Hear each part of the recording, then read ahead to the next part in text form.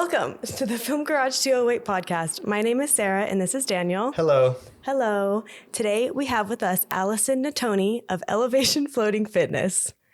I got it. Nailed it. Here in Yes. Idaho Falls, right? Nice job. That's right. Right. That's right. Thank you so much for coming on our podcast today. Thank you. And just meeting I'm excited you. to be here. Yes. So tell us about what your business is here in town. My business is aerial yoga. It's yoga in a hammock. So they hang from the ceiling and kind of support you and provide a spotter for your yoga poses. Okay. Wow. So are the poses all the same, just hanging? Similar. We have a lot of similar, but you can get up off the ground and do a lot of different type of things in the aerial hammock. So this is like same but different. Cirque du Soleil Elevated, if you looking will. stuff. Yeah, ish. It's really designed for any body. The hammock holds up to 2,000 pounds, so any person can do it. So I don't like to market it as Cirque du Soleil type stuff. That feels intimidating, right?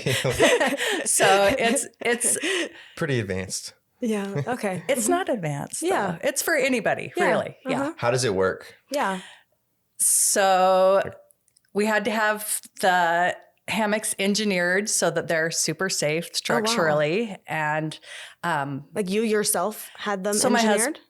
my husband is an engineer, Oh. so he engineered the That works hanging out. of the Okay. hammocks, not the hammocks themselves. Cool. But yeah, so we hang upside down and do spinal decompression. We use it more or less as a spotter, so you can get deeper into your poses. You don't have to worry about losing your balance. That type of thing. So you're on the ground. You're just assisted? Or Your feet touch the ground sometimes, and sometimes they don't. We kind of, a little bit Cirque du Soleil like. Sometimes we wind ourselves into the hammock and hang upside down or do poses up cool. off the ground, sitting in the hammock. So you don't have the floor pushing up against you. So it's super comfortable and Yeah. you feel kind of enclosed. Our final relaxation pose is called cocoon. So it's wound around you and you feel That's all fun. supported and Yeah. yeah. So you offer classes. You do this Right. with classes. Classes and private parties. Oh, and private parties too. That's really fun. So what made you get into this niche? This is a specific thing. It is a specific Yeah. thing. So I have been a speech therapist for 25 years, and that's what I did for my full-time job. And I didn't have really any interest in opening my own business. Not that I was against it. It just wasn't in my scope of things that I was interested in. And I saw a video come up on Facebook one time, and I grew up, I was a competitive gymnast. And Okay. so, when I was a kid, Yeah. I wasn't that But great. it's in there. Anyway, yes. And I saw the videos and I was like, I need to do that. And so I attended my first class and I was really hooked. I got certified and I taught at a place that used to be open downtown. That's where I started.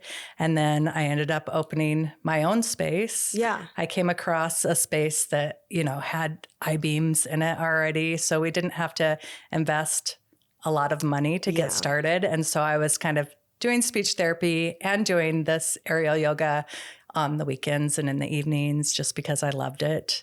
Wow. And it's evolved and That's I really don't cool. do speech therapy anymore. Yeah. Now it's your full-time job. Now it's So my you started full-time off job. teaching the classes? Yes. Yeah. Yes. Are there more teachers now? So I have had other teachers, but I don't have anybody right now. Two of the main teachers I had both had babies, and then, life gets busy when you have babies, you guys know. It does. It So, does. I have someone, I will call on them both to fill in for me, maybe if I'm gone, or occasionally substitute for a class. But Yeah. in general, right now, it's just me. Oh my gosh, that's a lot of work. It is. Just you It teaching is. all the classes, Mm-hmm. managing the business, doing all of that. Yes. How long is a class?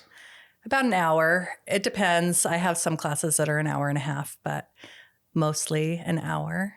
Wow. Okay. And every day. I couple don't teach times? every day. Okay.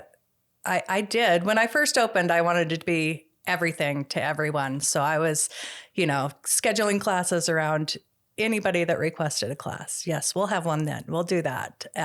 But, you know, as I've evolved in my business and just for my own mental health, I've got to schedule the times that work for me and my family. So I teach Monday, Wednesday, Friday, Saturday, and then I also teach private parties. So sometimes it's every day and many times it's not. Yeah. So what kind of people look out for this, like organically? Your target customer? Yeah.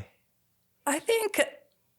Is it people who already do yoga? I was going to say, I think initially it appeals to people who do regular yoga, but I have tons of different diverse groups of people. Some that are, you know, it's hard for them to stretch, and the hammock provides assistance that they couldn't do in regular yoga. So it's a wide variety. I love my customer base because we're from all different areas of life and maybe people that wouldn't have that much in common otherwise, right? We're so divided. It seems like something that'd be really good if you had injuries. Yes. Just to like take some weight off and ease back into things. Yeah. It's really great. I have a restorative class where the hammocks are really low to the ground. So we are laying mostly on the ground, and we use the hammock for traction for our back and to be able to move a little deeper. So how do you adjust these things? Is it... So they're on daisy chains. Do you know what a daisy chain is for rock climbing? It's like a long supportive rope that has a bunch of different loops. So the hammocks are connected to carabiners, and so I can lift them up and hook them to this loop or this loop. Yeah, you can adjust it all. Yes. Wow, that's really cool. So we adjust everybody's hammock when they come in to their height so that it hits you at the right spot for comfort. For sure. Do you do that? Do you have a helper? Can everybody like do that on their own?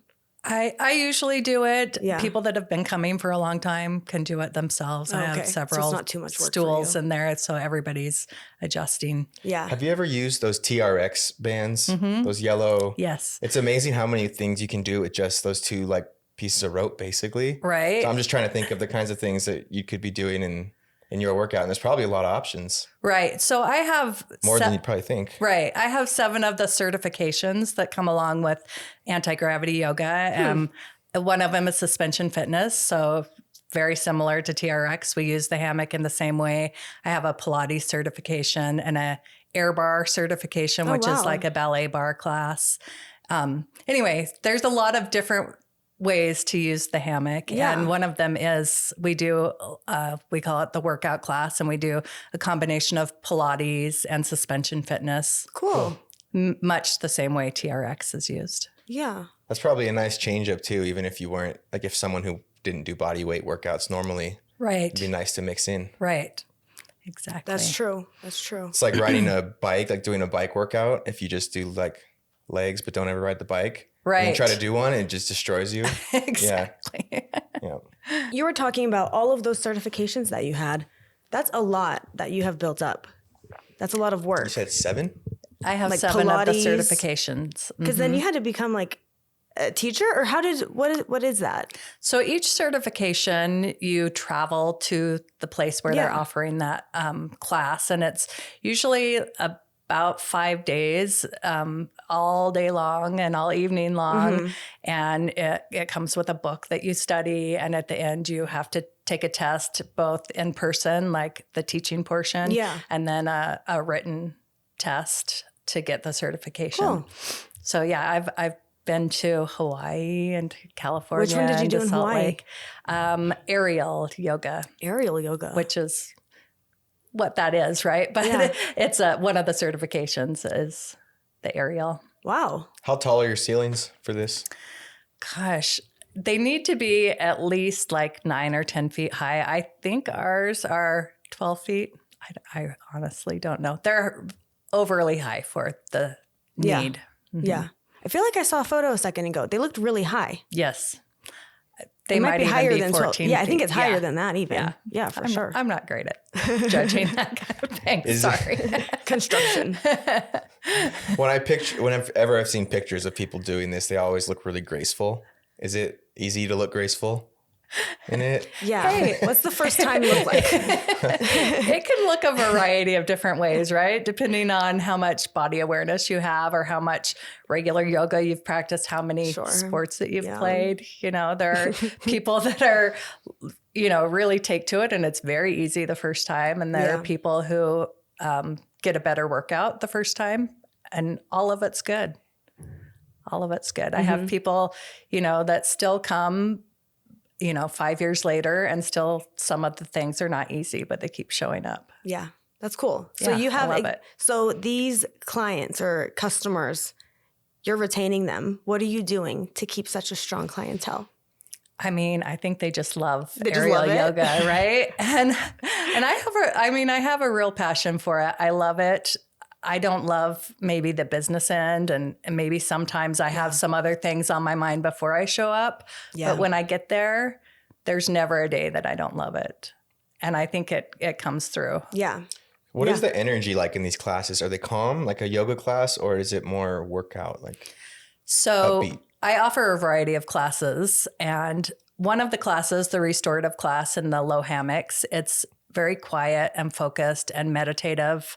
And so you have different versions. Right. And the other classes are really designed to be fun. They're not like, I guess, a typical yoga class where people are serious. You know, people are chatting a little bit and, you know, we laugh at ourselves or, you know, whatever. It's very light. Yeah. And it's meant to be that way. Mm-hmm. Unless someone starts swinging. Do you have to get at them like, stop swinging? No, you can swing if you want. It's whatever's good for you. Because I would be trying to swing a little. It's all good. Yeah, you could do that if you like it. Some people hate it. Some people, you know, I'll often say, is anybody swinging more than they want to? Give me a little wave. I'll come by and stop you, because sometimes people don't like it. If you like it, go crazy. I have to show you a video that's on my Instagram of this woman that really likes to swing. And I have an outdoor space in the summer in my backyard, and she's swinging what looks to be dangerously high. That's so you would be her friend. Oh, no. I can't, after having a child, it's that motion. I've heard it from other people too, like swings and stuff now. I cannot do it. It's like extra motion sickness. Yeah. Have you heard that before? As we age, the fluid in our inner ear gets thicker, right? And we get... Is that what it is? It is, because it's our vestibular system that regulates movement and sometimes can make us feel sick. Interesting. Many times you can work through it and it gets better. There are people that I can get better. Clearly... Gotta go to the park every day. It's not for them, right? Swinging. Hit the swings. Train. Swinging's so good for your mental health, though, right? It makes you feel like a kid. It is fun. Yeah. Mm-hmm. If you can work through and people do. Yeah. People come and they're like, when I first came, I did not like the swinging part, but right before having Eve, I was like, when's the last time I sat on a swing really and just like swang? Like, I don't know. Swang. It's fun. Swang. You need to do it. Swinged.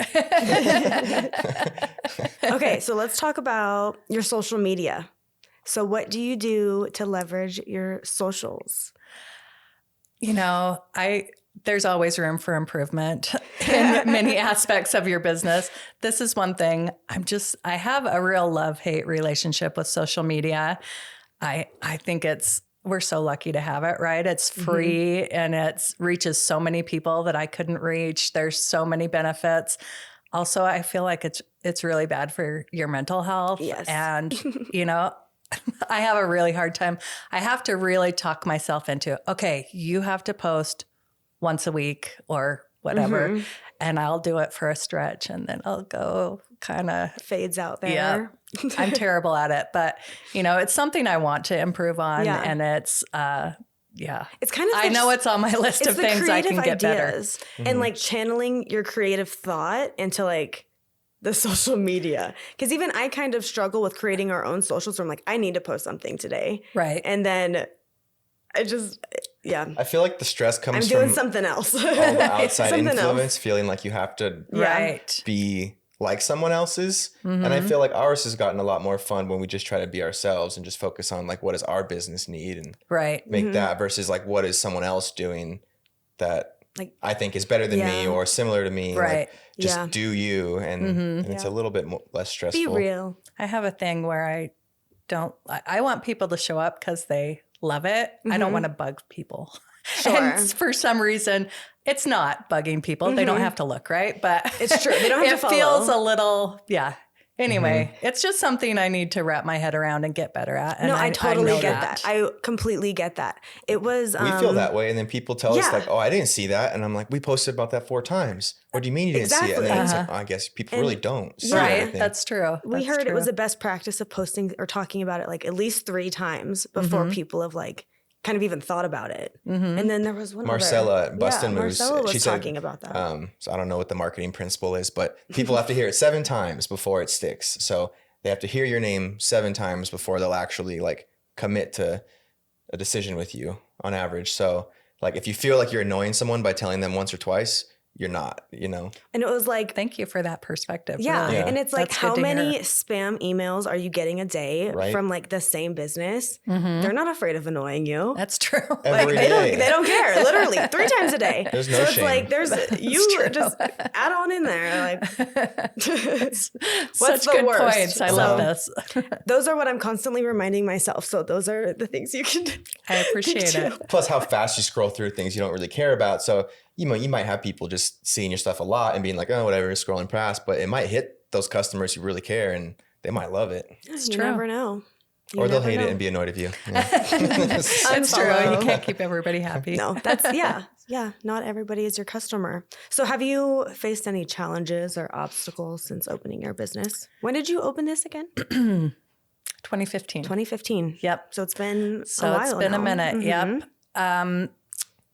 I think my biggest thing that I've faced happened recently in May when that big rainstorm happened and everything flooded. I Also, see. so did my business. And it ruined the flooring that we invested quite a bit of money in. And I didn't have a space. Luckily, it was in May. So I do have an outdoor space that holds 8 hammocks in my backyard. So I got to move outdoors. But our building is not new. And the landlord, the person who owns it, really doesn't have an interest in investing a lot of money, which I can't really blame them. Yep. So it was really up to me to decide if I wanted to kind of start over and invest, all that upfront money Redo it again. And yeah. I really wavered up and down whether I wanted to do that. But ultimately, I'm not done with this chapter. And I had so many customers that, really expressed to me how important it was for them, for their mental health. And so we jumped back in. Yeah, you did it again. Did you have an insurance that helped with any of that damage, or was that all out of pocket? I mean, most people don't have flood insurance because it's hugely around expensive, here, right? And not really that applicable. Yeah. So, no insurance. Man, those things suck. Yeah. That probably made that decision to start back up way harder. Yes. Yes. Really got you down there. And So when you were in that moment, like what was your turning point when you were like, I'm going to do this? I mean, you said customers. Mostly my customers. Yes. Was that what drove I you? mean, I've one person said to me, like, this is the only thing in my life ever that I've stuck to as far as exercise and doing good things for her mental health. This was the only thing. And then I've had customers that, they do this for their arthritis or their flare-ups, and it really helps their physical health as well. It's huge to be able to decompress your spine and to get into these poses that normally you wouldn't be able to get into. And, my customers that exist that came from the very beginning are super welcoming. I feel like, this is my own perspective, of course, but our space is just a big group of welcoming people who, people walk in the door and they say like, hi, are you new? Oh, this is going to be fun. You're going to like it, and that kind of thing. So anyway. That's great. It's a community of people that I wasn't ready to give up on. And I don't think they were ready to give up on me yet either. So that's important though, to have that community and like build that up, because people search for that. especially in this town, and especially somewhere where it's like it got bad weather all the time. You need to go somewhere and find someone to hang out with. Yes. Yeah. Wow. Okay. So I was talking about how you incorporate your artistic flair into your business. So my certifications are in anti-gravity yoga. It's a specific franchise of aerial yoga. Okay. And so when I go to these trainings, we learn specific cues, and they're in place for safety, most of all. It's important. So there's that aspect that's very concrete. My artistic flair comes in when I combine like the 7 certifications that I have into one class. Right. So I take little bits and pieces and get them to flow together to, I guess, just enhance the class. It's your own thing. Yeah. It's so completely you your create own thing. the whole course of your class? Yep. And I try to recreate it as often as I can. Different moves, different ways to flow things together. So where do you find your inspiration? Every time we go on vacation, I try to attend an aerial yoga class if I can find one anywhere in the vicinity. wow. And I try to do it, a couple times, 2 or 3 times while we're on vacation, if I can. I also have my own mat yoga practice, and I, attend classes and Pilates. I try to get like any instructor, especially in fitness, but really any instructor is someone you can learn from and evolve your own course. Yeah. That's great. That's awesome. And I try to take a training whenever I can as well. Of course, that always provides new inspiration. But that's a great idea of going to just other places when you're on vacation and kind of just see what they're offering and what's different. That's a really good idea. I love it. Just Everybody looks a little different. Secret shop a little bit. Exactly. Yeah, that's smart.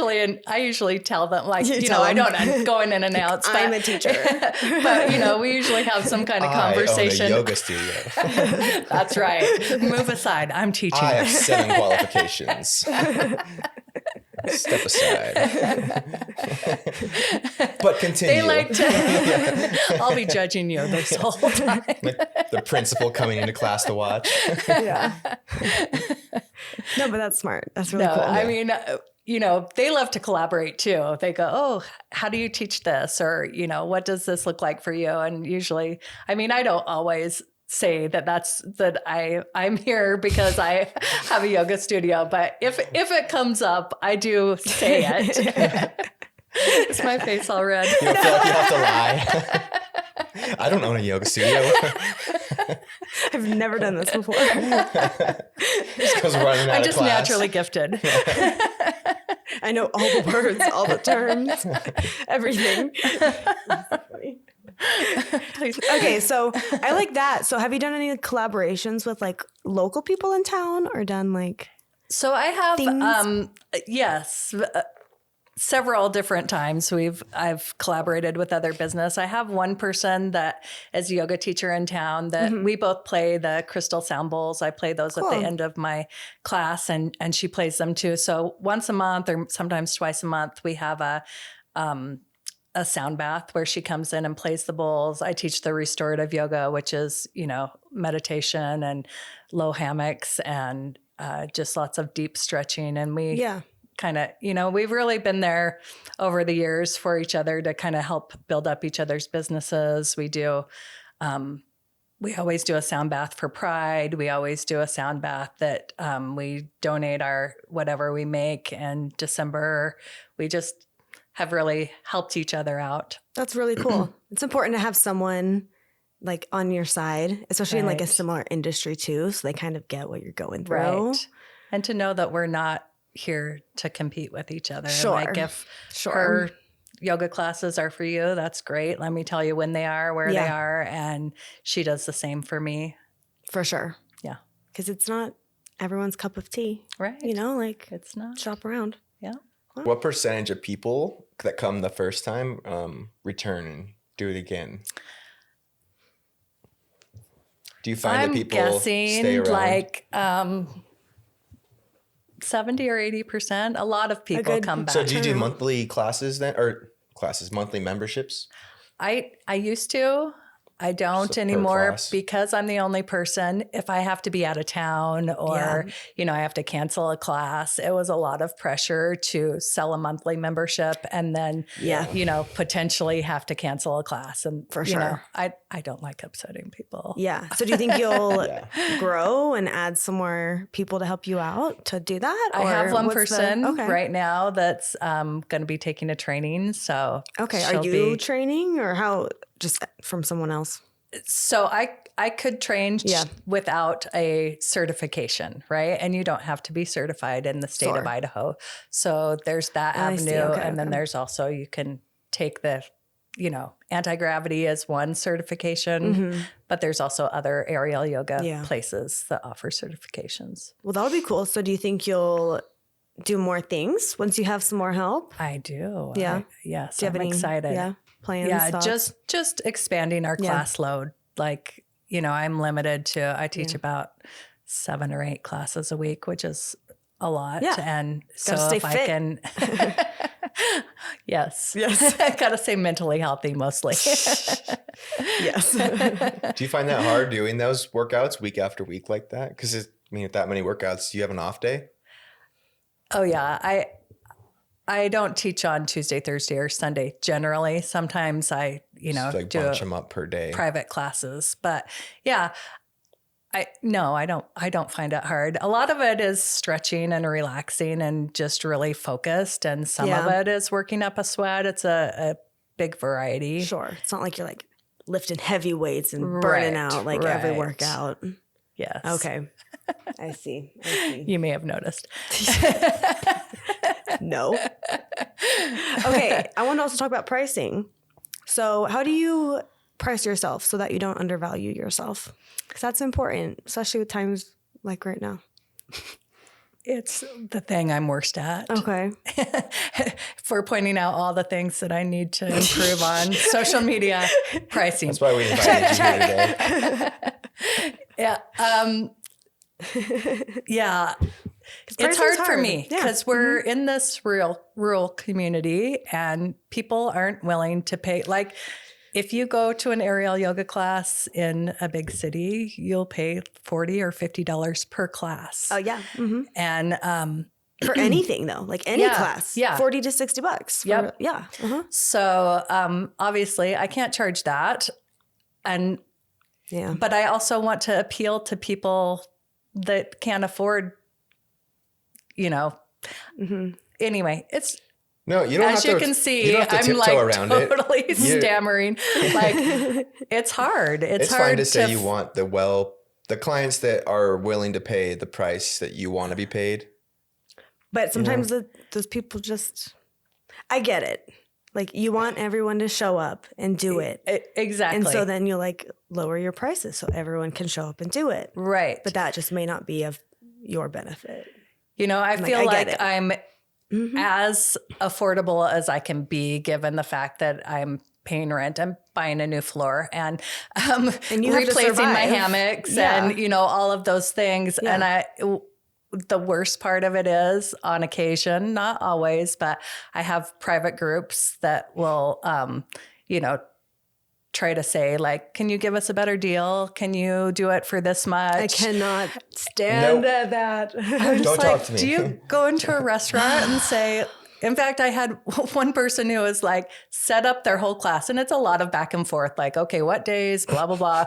And then said to me, well, okay, we can afford to do $9 a person. So that's what we're willing to pay. Stop. And I'm like, what you can leave. in the world? Like, no, you don't negotiate even just prices. To say that, even so with us, I mean, small businesses are the least likely to be able to afford to give you a screaming deal, right? Right. Anyway, but it's also like I would feel bad because I have those scenarios literally happen to us all the time. Like want to trade or, you know. Right. It's always can you give me a who've discount? never given you money either. Yeah, they've never Like, never used voted us me once, but they want a discount already, Right. even though I don't know you. Absolutely. If we have a good relationship and you like work with me regularly, Like all the I'd be time. happy to give you a deal. Right. Don't just come to me asking for a deal and then tell me what you want. Right. Like, And then not do it and then like waste my time on top of all of it. Exactly. yeah, well, This we were happens a talking lot. about that in the last podcast about We were. the time that gets wasted in consultations because she was a hairstylist and she charges for her consultations because of that reason of all the back and forth and planning that just People just won't take it seriously. Right. So she was like, I'm going to charge my consultations. And now she said, people don't waste their time. Yeah. I love that. Yeah. So Yeah. maybe start charging for group Setting up a consultations. class. Yeah. A booking fee or A something. group class Yeah. is an extra $50 booking. That's funny too, Deposit. because you would expect as a Deposit. group to like maybe pay a little higher price because For you're sure. bringing in a lot of people and Right. yeah, that's Like an individual class. It's just interesting. It is interesting. man. Wait, so what did you say to that? Did you do the class? Yeah, did you do it for $9? I did not. No. I Good did not. job. Okay. I think I said, we were texting. I think I said, my prices are not negotiable. I like it. That's a good answer. LOL. I'd leave Exactly. it at that. No. That's a good answer. Whereas I am evolving because when I first opened, I probably would have done that Yeah. because No, it's that's true. who I was. I just wanted to bend over backwards to make everybody happy. And, you know, And then those would be like annoying people. Like you would break your back for the situation. Right. And it was like, I wish I didn't even touch that. Like I Right. learned a lesson of I should not have done that. exactly. Yeah. It's a good lesson to go through. It is.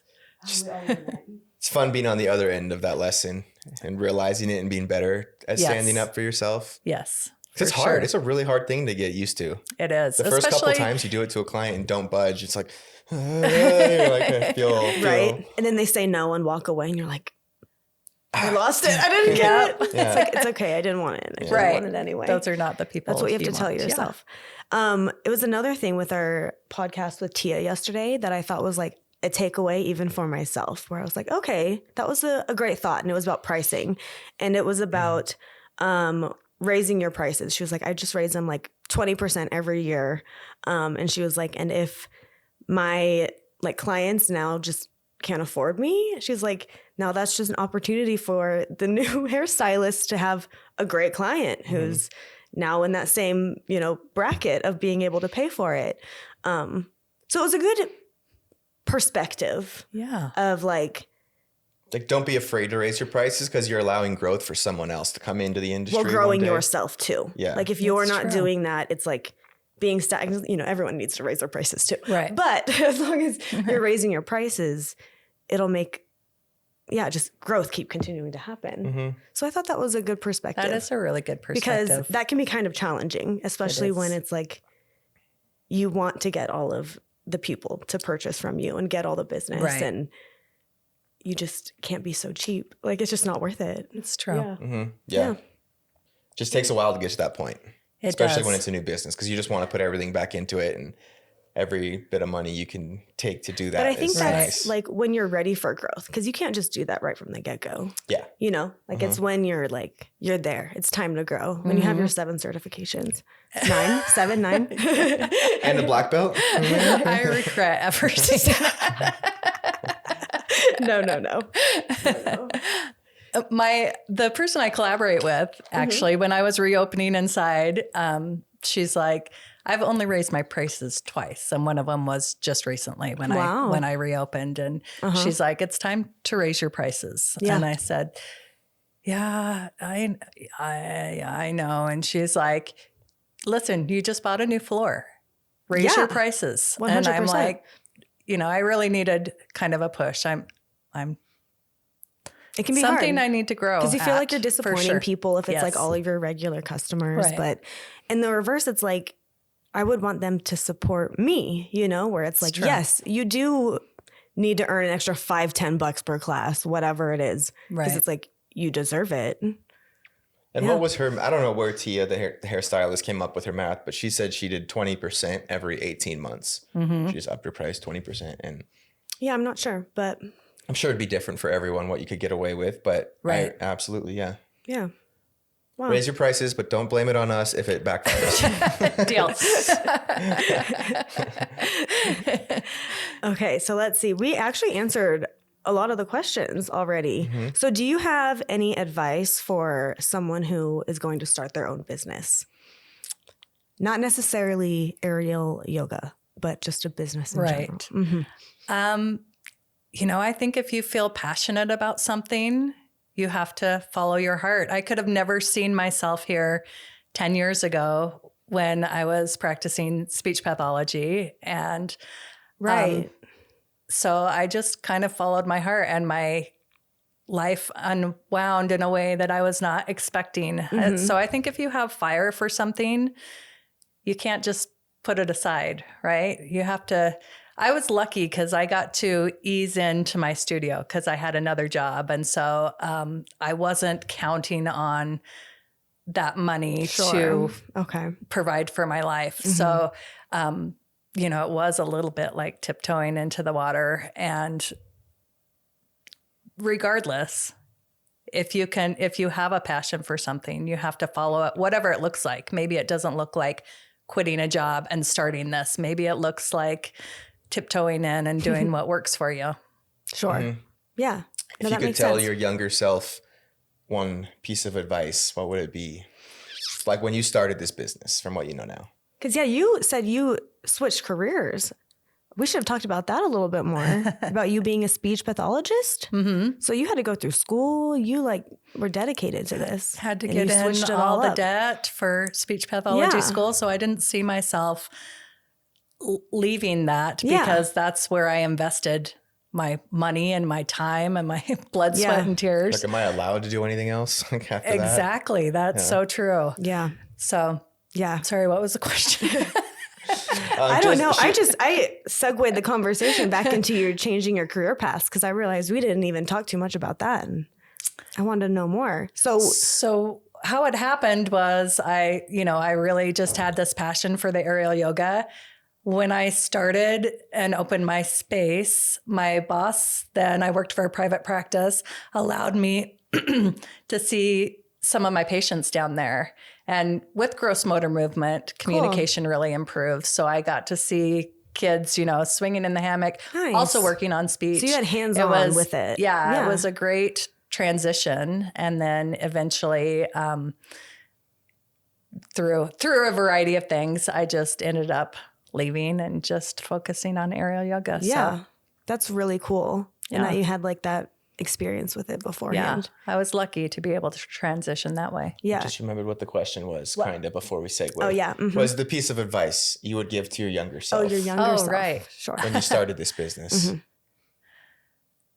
Or maybe what would you have done different? I think just to not be scared to do it. Just to embrace what really fires up your soul and put your energy there and not worry about, it's easy for me to say don't worry about the money. Everybody has to worry about the money. Mm-hmm. But if you have passion for something, it's going to find a way and you're going to be able to support yourself. Yeah. Even if you don't ask for enough money. Gotta make it work. That's right. Mm-hmm. Mm-hmm. And we get it. Gotta make it work. Yeah. Yeah. Yep. Hustle to survive. Yep. And I think not to be afraid to let go of something like the speech pathology, right? To let that go because we have so many different chapters in our life. It's okay to reinvent yourself. And I think so many things carry over. I like to say everything happens for a reason. Mm-hmm. And I really do feel like in every job that I've had, it in some way or another, there's a piece that you can take and apply to what you're doing now. And I remember with marketing, because that was our degrees, both got marketing degrees. Mm-hmm. And my first job out of college was at a marketing agency. And I just thought that's what I needed to do. And then when I kind of switched to what I did after that, which was retail, I felt weird. Am I wasting? Right. Am I wasting? And I was kind of blocked off in a moment, but then I realized I had so much to learn from retail. So instead of being I need to think a certain way of only paying attention to this that matters of marketing, I learned a whole nother side that now I can know both ends, the customer and the back end. Right. And that's helped open things up. So It just snowballs. Everything builds on something you else, can, right? Find pieces, yeah. And it's okay to let go of some of the things. Yeah. Mm-hmm. Yeah, that's it. Don't fight it. Accept the change. Right. Yeah. Well, thank you so much for coming on our podcast today. Thank you. I'm so happy it happened. Me too. I'm happy we got to meet you. This has been a great time. We'll have to go and do some elevated yoga. Please do. This will be fun. Please do. It'll be fun. Okay, so tell everyone where you're I'll be over at. there swinging a little. Not that much. I'll take it. I won't swing that much. Swinging. Just a little. She's going to yell at me now. You can swing as much as you like. So I'm off of Rolandette on 20th Street, on West 20th Street. You can find me on my social medias, which may or may not be up to date. I try. We do our best. On Instagram or on Facebook. Okay. Elevation Floating Fitness.